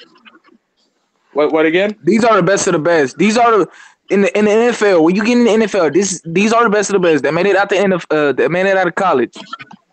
Who made a name for themselves. So you think a rookie is just gonna come in here and replace what Dez did for this franchise for many years? So that's what you're thinking. All right, check this out. Dez Bryant got 16 touchdowns because of what the running game gave us in 2014. The running game with Zeke, because there's nothing over Zeke's head. Zeke's hungrier than ever. That's going to help that Prescott out, and that's going to help this offense out. And so with the rookie wide receiver, he's not going to have that much pressure on him. He isn't. Why? Because you have Ezekiel Elliott, the new Tony Romo. The guy that changes everything. So we just gonna rely. Go ahead. So how is that fair to Dez that because Zeke wasn't there, it was more pressure on him, but because Zeke is back now, the new wide receiver won't have the pressure. So you're saying that number one, the price tag. Stop using that, man. We can't use that no more. If you're not gonna use a number one wide receiver correctly, you're not gonna have him. Why do you think they cut ties with Tony Romo? They're gonna have a $22 million quarterback sit on the bench. You're not gonna have a 16. That's different when you already got your other quarterback there. Right, That but guess was what? already there. They didn't cut Tony Romo, then go look for a quarterback. Dak was already there. They cut Dez Bryant. Now they got to look for a receiver. So we can't say Dez was going to make $16 million and sit on the bench. Right, but check this out. Because he was the number one. They cut. They let 7 defensive players walk. And did we have any replacements for them? They do now. Exactly. Why? Because they drafted them. Okay. So guess what? Okay. Oh, It's not. You're not guaranteed to come out of the college and be a great player like a name right, brand. You're not. But with the RPO system, there's no pressure on you. Let me ask you this: how long did it take them guys to realize they weren't in college no more? Was it after Phillip Rivers almost went 500 on us? Collins? Malik Collins? No.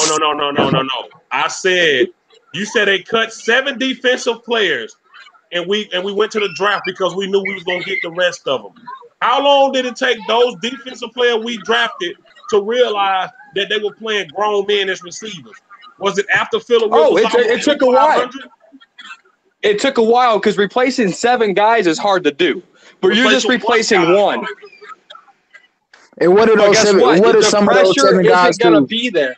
Okay, let me ask you this. Let me ask you this. What did Barry Church do when he left us? That's my point. That's what I was trying to ask him. What did Barry Church, Brandon Carr, etc.? What did they all do, bro? Beginning of the season last year, Brandon Carr led the league in interception. No, he didn't. Yes, he did. Yes, he did. Yes, he did, bro. Yes, he did. Yes, he did. He led the NFL in interceptions. At the beginning, yes, he did, bro. Brandon Carr was leading the league in interception in the first 5 games. Yes. Okay. So guess what? Brandon Whedon didn't win a fucking game for us. We cut him. He goes winning for the Texans. Who gives a fuck what they do after the Cowboys? It's about what happens in this star right now. And you're just replacing one guy. The point is we're not using anybody right. That is the point. We're using our coaching staff is fucking ass. They don't have no fucking IQ, we were using bro. people right in 2016, right? But we were using people right in 2016. We were using people right in 2014. No, the fuck we wasn't, bro. No, we wasn't. God. No, we wasn't. Zeke is a rare. Tell me how. All we did was give him the ball, and he did what he did. Zeke is what carries that. Zeke is what makes that. Exactly. So you're just replacing one guy.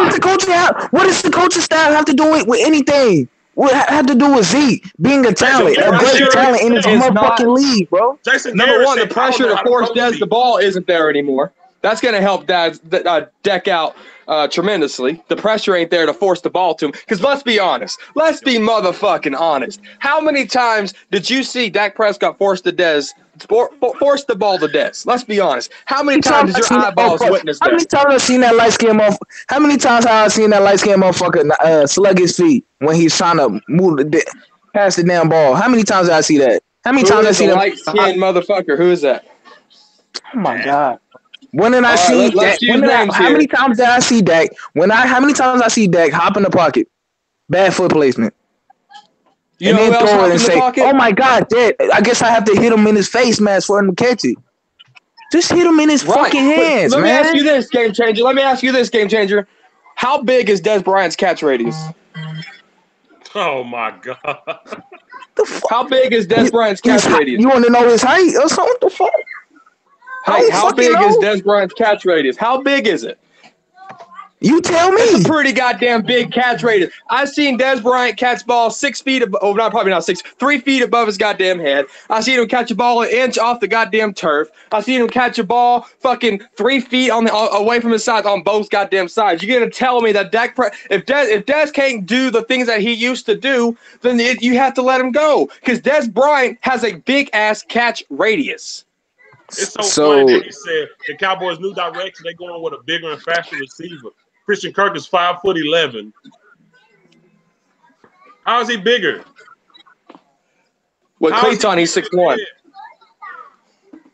Yeah, he might be faster at this point, but he don't have the experience. He doesn't have no games played with Dak Prescott. But that's okay. Because you have Ezekiel Elliott in the offense. It's going to help everything out. So that's my point. When Zeke went out last year, there was more pressure on our receivers, and everybody's numbers went down. In 2016, exactly, everybody's numbers were up because Zeke was in there. Last year, everybody's numbers went down because Zeke wasn't there, but we put all the blame on one person when everybody's numbers was down. And you're absolutely right, but let me ask you this, DJ. You're a very smart man. When is the best year for a quarterback coming to the NFL? What year is it? What you mean? What? Like when the quarterback flourishes the most, what year are they in their NFL career? Probably third or fourth. No, exactly, the third year. What year is that coming in? So you making my point again. So last year, 13 interceptions. Second year, Dak Prescott, receivers numbers are down. His sluggish ass feet, footwork off, not being able to see up the field when he got wide open receivers, throwing a ball over motherfucking Zeke head when he's 7 yards away from him, hesitating to throw in the Beasley, but still throwing in the pick six from the Ram. All happened in the second year, which was his down year, which is also a sophomore slump, but y'all refuse to call it that. But y'all call Anthony Brown's second year a sophomore slump.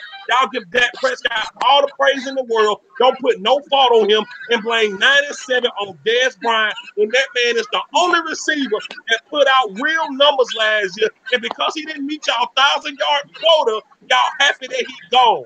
Congratulations. But guess what? And I love everything you said. You're absolutely right. But at the end of the day, you know who was responsible for this. How's it going, guys? How we doing, guys? That's who it was. And guess what? No matter how we hate this move or love this move, how we doing, guys? We're going to take this day by day. It doesn't matter because it's not Dez Bryant's team. It's not Jason Garrett's team. It's Stephen Jones, who was very vocal this year, more vocal than any year before, and Jerry Jones sitting in the back seat of the bus. That's whose team it is. And that's my problem. That's why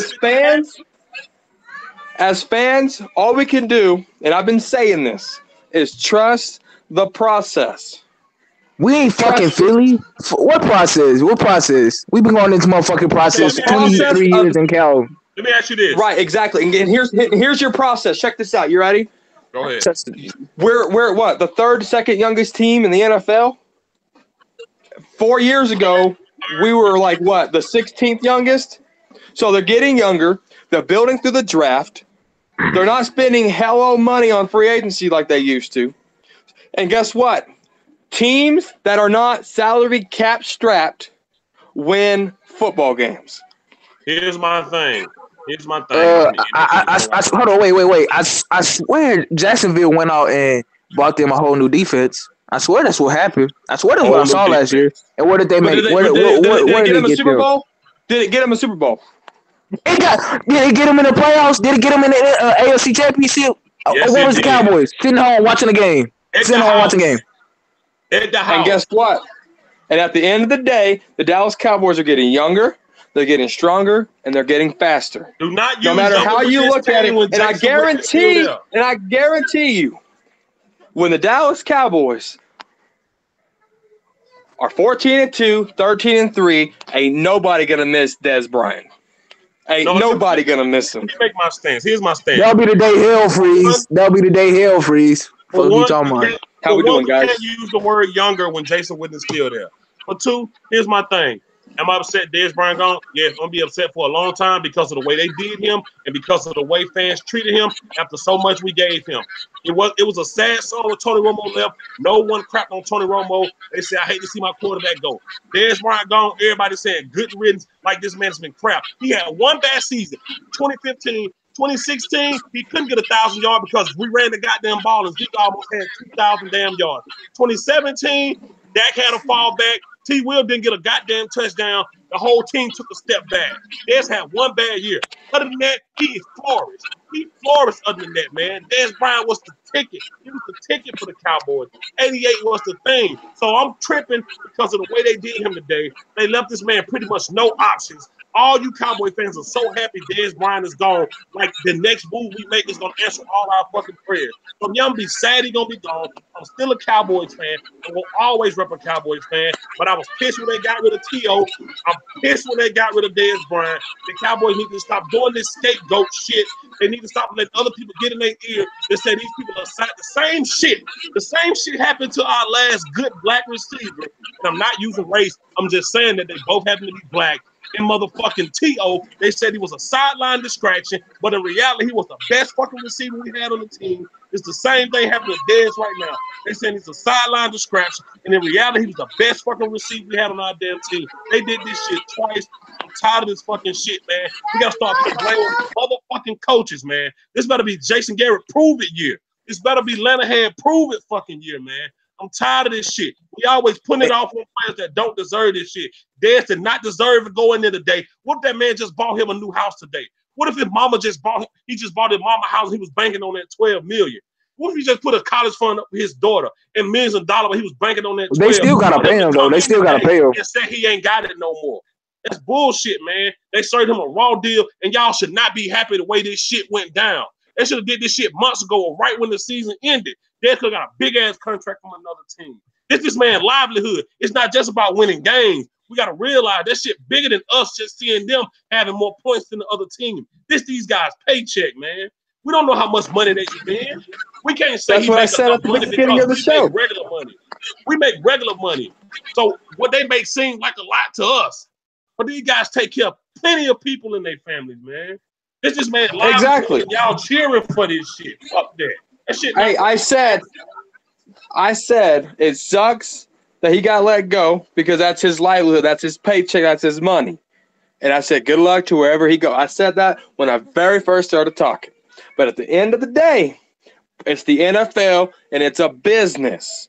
People get fired all the damn time. The last time I checked, when Jason Witten get fired? When Jason Witten gonna get fired? Was 8.6. So people get fired all the time. People get released from their job. People get released of their duties. And with the NFL being a business, what happened was now your younger guys, and I'm sorry, T. Will's once T. Will's healthy, he's gone. Football news. Beasley, what's up? So you said people get cut all the time. So when Jason Witten gonna get cut? Listen here. Jason Witten is he handles his business on and off the field. Okay, he doesn't cry for the ball. He's older, but guess what? Jason Witten gets hit so goddamn hard, and he gets up every time. Jason Witten only missed one career game. As of right now, Jason Witten isn't an issue. He isn't. Oh, so he stretched the field? Oh, I didn't know Jason Witten could stretch the field. I didn't know he could do that. Issue? What? No. It's Hey, a let me comforter. It's a blanket. It is a safe haven to have a guy like Jason Witten on your team. We need a beast tight end. Folks say these tight ends are like receivers now. That's what we need. Why y'all can't see that? We not going nowhere if we don't get. That's an extra piece. That's an extra clip. We need a fast, tall, big, strong tight end, not a slow, seasoned veteran. I appreciate what he has done. And this is my last thing I'm going to say. They talk about we cut Tony. We did Tony Romo the same way. Bullshit. Tony Romo is still getting paid by the Cowboys. Millions of dollars. Dez is not getting another dime. It's not the same thing. God damn it, it's not the same. Shit, Tony Romo still getting big checks from us. How much Dez getting this year from the Cowboys? Nothing. Come on, man. What is it? 4 million, 8 million, something like that. He's still getting money. He's on the dead money list now. He's making some kind of change. But listen, man, Space Cowboy, you got something to say? I'm gonna get ready to wrap it up, man. No, I'm sorry, man. I didn't want to interrupt the show, man. You guys were having a good debate and stuff, so I just wanted to stay silent. But man, to answer your question, because we cut Dez, it's now combined $16 million of dead cap. Okay, that's a lot. But 22. It's 22. I looked it up. 20. Okay, I just want to make it because I knew like I thought it was around 16, but I digress. So I guess talking about the whole situation. From my perspective, I kind of was the one thing that shocked me, honestly, was how quick the meeting was. I don't think any of us expected it to be quick. Like, what was it? Like, it was like not even like 30 minutes, right? I don't remember. Like, it was a quick meeting. No, hell no. The meeting started at 11 and the news broke at 11:15. Oh, it was that short? I had no idea. No, I had no idea. I knew it was short. But with that being said, I think what I feel about the situation is and from what I heard, they didn't offer him a pay cut. And I heard Dez had a change of heart and said he wanted a pay cut. But I don't know the exact number he was giving out. But I'm not going to get into speculative talk. But I think that this whole situation is weird because you cut him and you force your hand in the draft, right? Because you're like, okay, you're going like, okay, we're going to take best player available. You know they're going to take a receiver in the first round. You know they are. There's no ifs, ands, or buts about it. But I think that they're not as confident with these receivers because of what they did with the Sammy Watkins, getting Allen Hurns. You know what I mean? And that's my thing is like, if the Cowboys are going to do this move, which they did, they got to make sure they don't screw up, man, because if they do, then it's all SOL at that point, because that's another thing that annoys me is that we all agree that the coaching staff sucks. And if they sincerely think, well, if we need to do better by cutting Dez, then so be it. Okay, if you think that, then fine, but you better make sure that you do well this season because guess what? If we have a situation where Dak looks mediocre, Zeke doesn't look good, the offense sucks, guess what people are going to point at? They're going to be like, oh my God, this dude, like Jason Garrett just screwed the whole chemistry of the team. You see what I mean? Yep. And it's like, I'm not going to, like me personally, I'm whatever with the situation. It's like, unfortunately, we got to move on. Okay. We got to move on. And I got to respect whatever the team did. But I will say that listen, there is no excuses for this coaching staff, Dak Prescott, this offense, Jason Witten. And I don't want to get into Jason Witten because I know you were just talking about that. So, but it does show me that, okay, if the Cowboys are interested in a youth movement, why aren't they trying to be like, yo, Witten, can you just retire, please? You know, we're trying to move forward with the team. Yeah. And that's what kind of irritates me. It's like, I don't mind if you're going to make this decision, but be consistent. You see what I mean? Exactly. And that's what I feel like when people, because I had what was it? Like I had a situation where someone was like, dude, like it's like someone, I think someone texted me, they're like, yo, man, what you feel about this? And I'm like, look, man, it sucks, but I got to live with it, man. Like, I can't just sit here and be like, oh, man, you know, we should have kept, you know, because it's like, I can't change what the team did. I can disagree with the decision they made. I'm not saying that this is necessarily the wrong decision, but if they're going to like this, got to be consistent, man. That's all I got to say on that. I apologize if I kept talking, but, you know. Hey, let me ask this is a question for all y'all. So, say Dez Bryant plays us twice this year. What do you think will happen? Like, what do you think he'll do to us? Whatever cornerback is covering him, he gonna dog him. If it's Anthony Brown, but no, in all seriousness, he probably knows how to explore all these DBs. He practiced against them like multiple times. He know their weaknesses. No, man, it's just I think that just like what happened with Leary. Oh, I agree with you, man. Expose us. Yeah, I know my Cowboys family about to get ready and go live. So one quick question because I didn't get to ask Space Cowboy and Dallas Cowboy football news this. How much pressure is on the coaching staff now that Dez Bryant is gone? Say that again, I'm sorry. How much pressure is on the coaching staff now that Dez Bryant is gone? I would say more pressure than you being in a submarine at the bottom of the ocean, man, where all that pressure is. That's a lot of pressure there. Yeah, because listen, you have come to a collective agreement. We are going to cut Dez Bryant. We feel that he is not in the future of our football club. And with that being said, we got to move on. If this does not pan out, then you should deservedly get fired, especially if Dez Bryant, which I still think he has something left in the tank, ends up just balling out somewhere else, because it shows me that you didn't utilize him properly. But if you do successfully and he balls out, then it doesn't matter, because at least you did your job. You see what I mean? That's what I feel on that. That is Cowboys football news. How much pressure on the coach now?